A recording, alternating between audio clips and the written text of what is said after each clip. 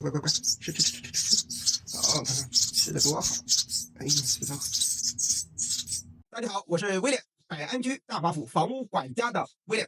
那么前2天我们掏那个烘干机的管道，掏出来6只小鸟。那么很多小伙伴特别想知道这6只小鸟现在的状态。那么我们现在就来跟大家汇报一下，因为我们已经养它们超过24小时了，请大家来看看我们养的怎么样，多给我们提点宝贵的意见。我们希望能够把它们养大，然后放归大自然。这就是我们的小鸟。用了鞋盒的装，然后里面加了尿不湿作为保温材料。那为了保温呢，我们还给它加了这个电热的这个暖电，一直开着的。那么这样子它就不会冷。那么它们的食物呢，我们是用的是这个，这个食物呢是什么呢？鸡蛋黄加牛奶调的一种半流质的一种状态。好，那我们现在来给大家看一看，喂一喂。这是2只比较大一点的，你看，哎呀，好可爱啊，它们嗷嗷待哺啊。好看吃，对，你看是鸟妈妈啊，我们现在鸟妈妈。喂的是蛋黄加牛奶。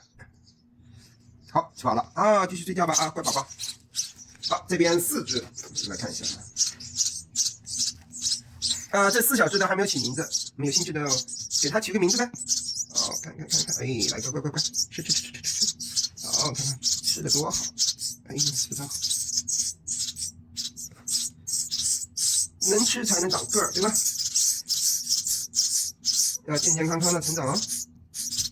这个给这4个小哥起个名字吧，4小天鹅。他吃的最多，那2只没怎么吃，边上那只吃的最少。是的吧？好，喂食完毕。